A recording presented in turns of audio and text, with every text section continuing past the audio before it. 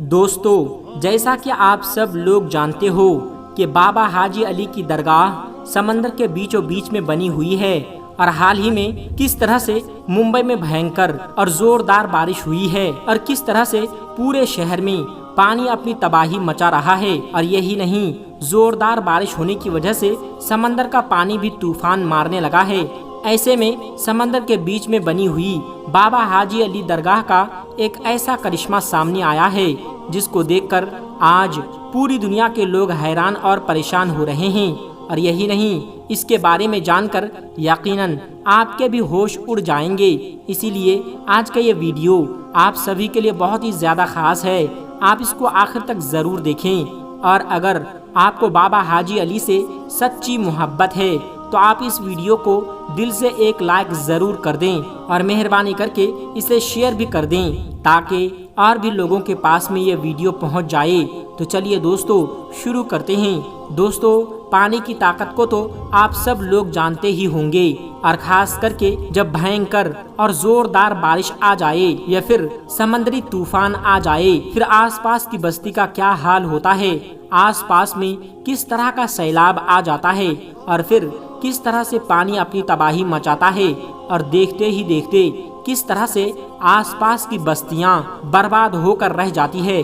جیسا کہ آپ سب لوگ اچھی طرح سے جانتے ہوں گے کہ ممبئی میں سمندر کے بیچوں بیچ میں اللہ کے ایک بہت بڑے ولی کے مزار ہیں، ایک درگاہ بنی ہوئی ہے جس کو ساری دنیا حاجی علی رحمت اللہ علیہ کے نام سے جانتی ہے اور پہچانتی ہے۔ شاید اس دنیا میں کوئی ایسا شخص ہوگا جو بابا حاجی علی کے اس درگاہ کے بارے میں نہ جانتا ہوگا۔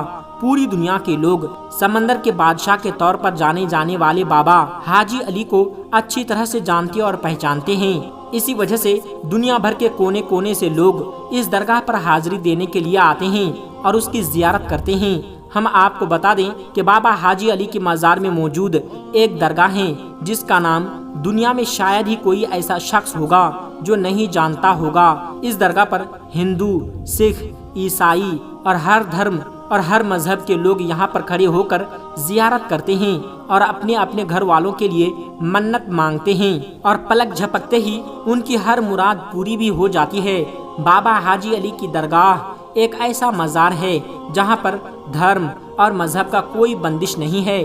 اس درگاہ میں ہزاروں کی تعداد میں لوگ ہر روز یہاں پر زیارت کرنے کے لیے پہنچتے ہیں۔ بابا حاجی علی کی درگاہ اپنی خاص کرامتوں اور اپنے کرشموں کی وجہ سے پوری دنیا بھر میں مشہور ہیں۔ بابا حاجی علی کی یہ درگاہ حاجی علی شاہ بخاری رحمت اللہ علیہ کی ہیں۔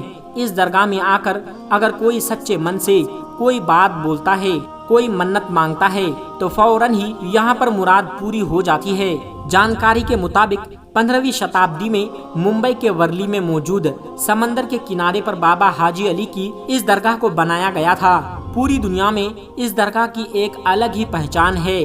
بابا حاجی علی کی درگاہ کی سب سے خاص اور اہم بات تو یہ ہے کہ اس کو زمین سے کم 500 گز دور سمندر کے اندر بنایا گیا ہے۔ اسی لیے اس درگاہ تک لوگوں کو پہنچنے کے لیے سمندر میں ایک لمبی دوری کا راستہ طے کرنا پڑتا ہے، جس کے لیے ایک پل بنایا گیا ہے جو کہ سیمنٹ کا بنا ہوا ہے، اور یہ راستہ زیادہ چوڑی بھی نہیں ہے۔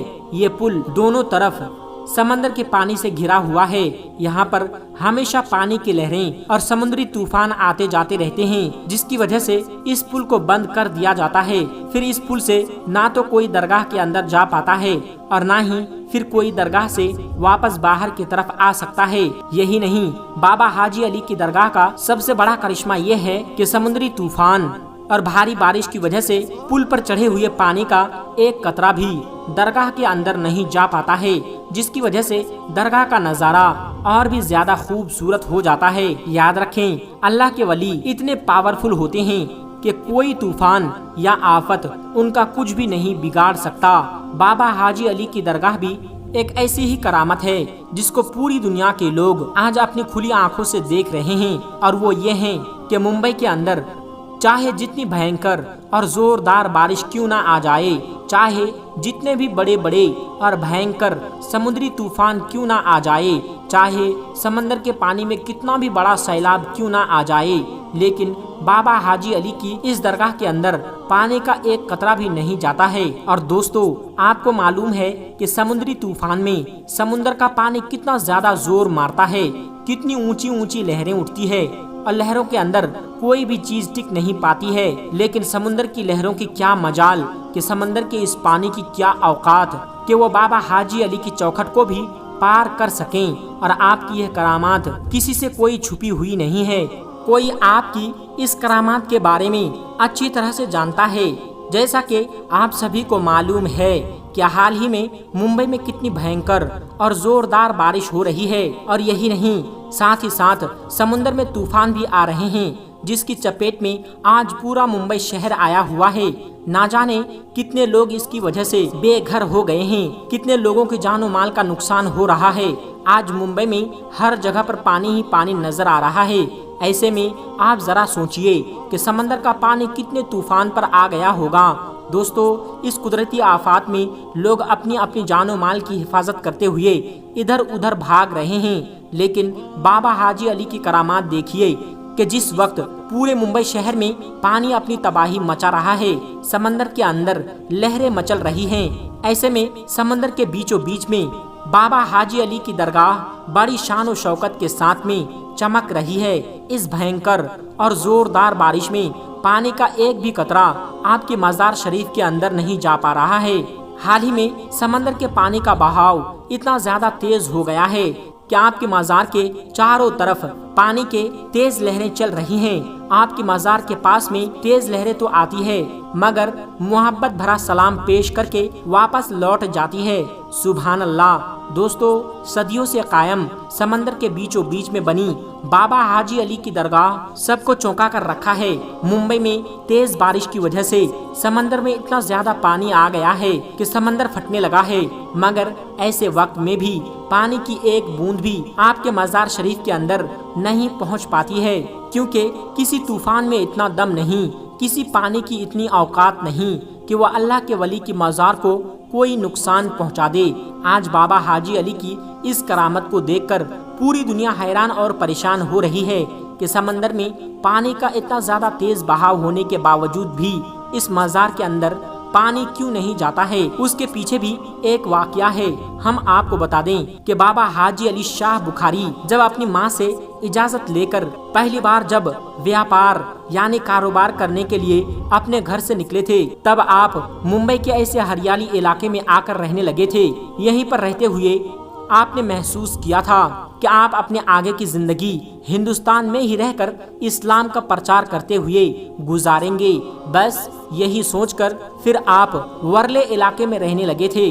کچھ دنوں بعد بابا حاجی علی شاہ بخاری نے اپنی ماں کو ایک چٹھی لکھ کر اس کے بارے میں جانکاری دے دی، اور اس کے بعد میں آپ کے پاس میں جتنا بھی مال تھا، جتنی بھی دولت تھی، وہ سب آپ نے غریب اور بے سہارا لوگوں میں بانٹ دی، یعنی کہ غریبوں میں دان کر دی۔ اس کے بعد میں آپ اسلام کے پرچار کے لیے نکل پڑے۔